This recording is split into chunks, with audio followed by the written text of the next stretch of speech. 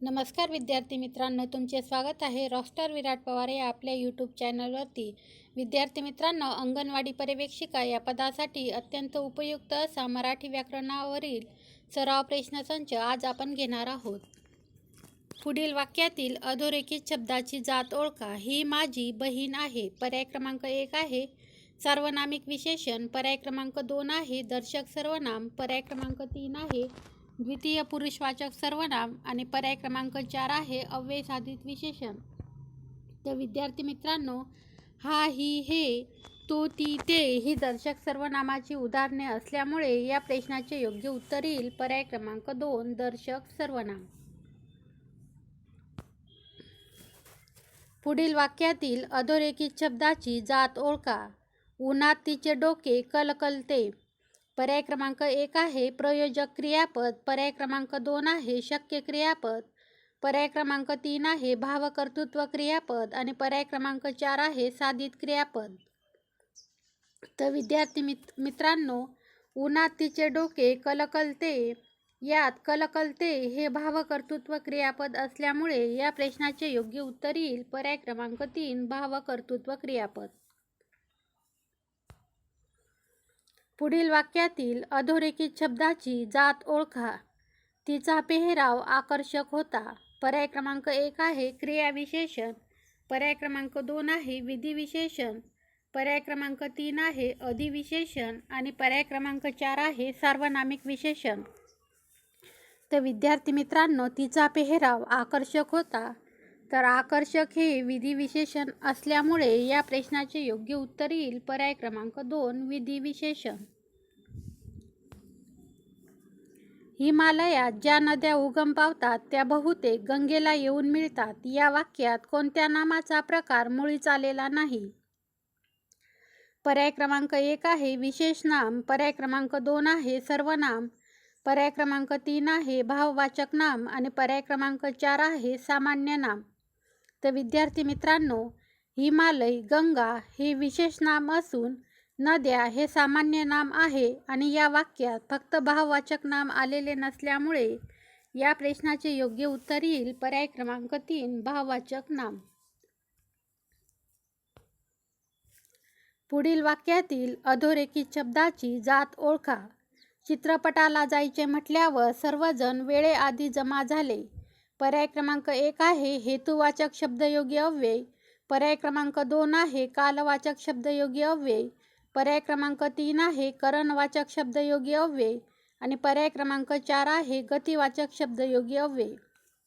तर विद्यार्थी मित्रांनो, वेळेआधी हे अव्यय कालवाचक शब्दयोगी अव्यय असल्यामुळे या प्रश्नाचे योग्य उत्तर येईल पर्याय क्रमांक 2 कालवाचक शब्दयोगी अव्यय.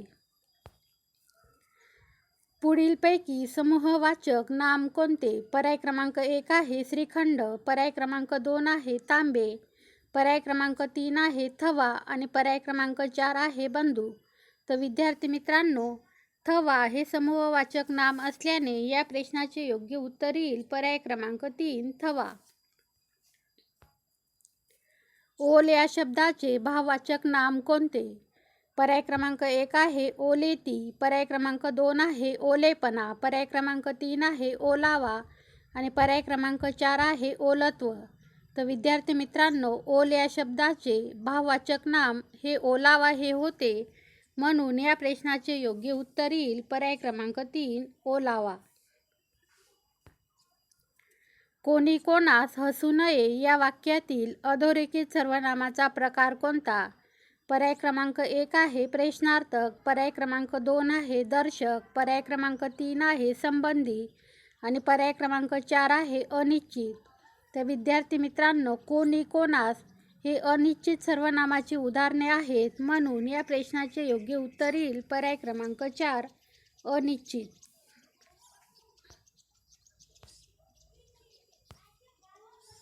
सार्वनामिक विशेषण ओळखा. पर्याय क्रमांक 1 आहे तुमचा मुलगा. पर्याय क्रमांक 2 आहे हुशार मुलगा. पर्याय क्रमांक 3 आहे उंच मुलगा आणि पर्याय क्रमांक 4 आहे पहिला मुलगा. तर विद्यार्थी मित्रांनो, तुमचा मुलगा हे सार्वनामिक विशेषण असल्यामुळे या प्रश्नाचे योग्य उत्तर येईल पर्याय क्रमांक 1 तुमचा मुलगा.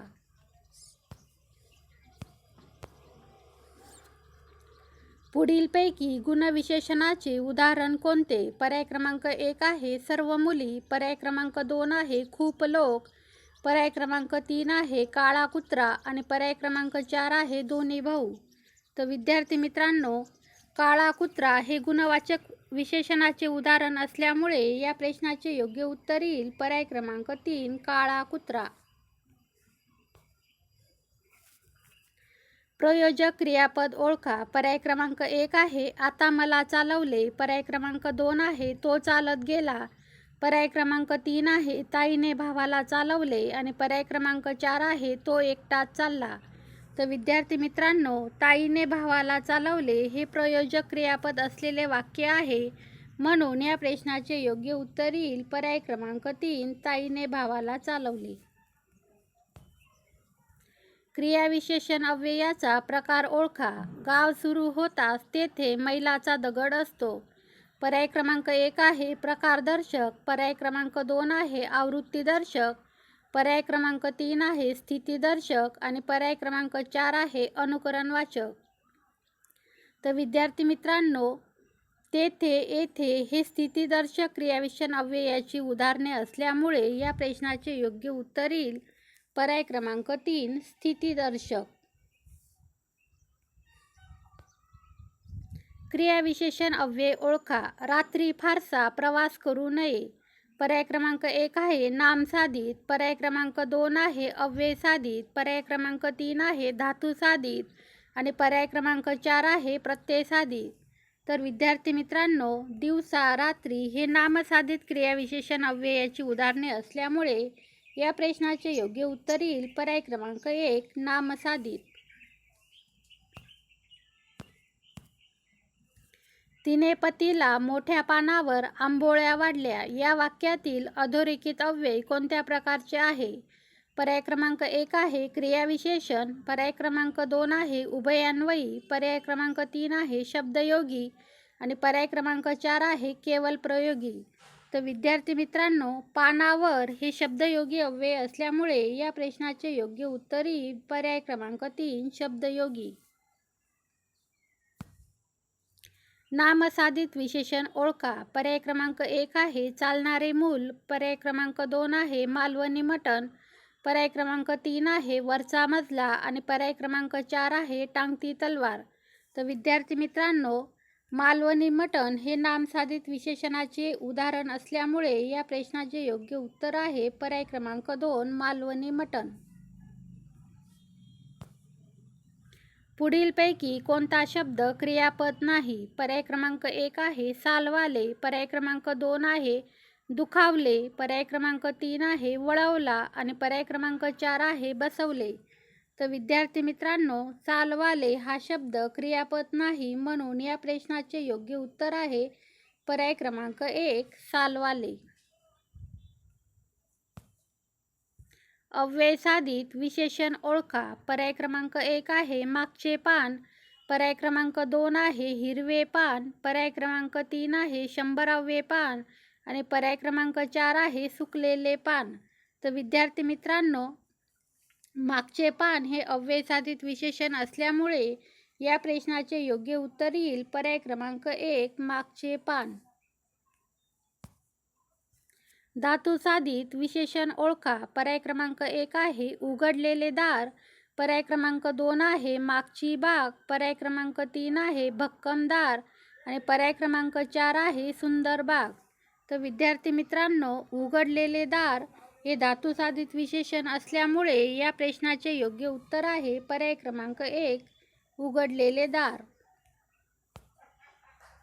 सकर्मक क्रियापद ओळखा. पर्याय क्रमांक 1 आहे नदीत मुले पोहू लागली, पर्याय क्रमांक 2 आहे आईने बाळाला निजवले, पर्याय क्रमांक 3 आहे खोटे कधी बोलू नये आणि पर्याय क्रमांक 4 आहे रमेशने पुस्तक वाचले. तर विद्यार्थी मित्रांनो, रमेशने पुस्तक वाचले हे वाक्य सकर्मक क्रियापदाचे आहे, म्हणून या प्रश्नाचे योग्य उत्तर येईल पर्याय क्रमांक 4 रमेशने पुस्तक वाचले. शक्य क्रियापद असलेले वाक्य ओळखा. पर्याय क्रमांक 1 आहे मी ते काम करतो, पर्याय क्रमांक 2 आहे तू काम करून जा, पर्याय क्रमांक 3 आहे मला आता काम करवते आणि पर्याय क्रमांक 4 आहे मी रोज काम करीन. तर विद्यार्थी मित्रांनो, मला आता काम करवते हे शक्य क्रियापद असलेले वाक्य आहे, म्हणून या प्रश्नाचे योग्य उत्तर आहे पर्याय क्रमांक 3, मला आता काम करवते.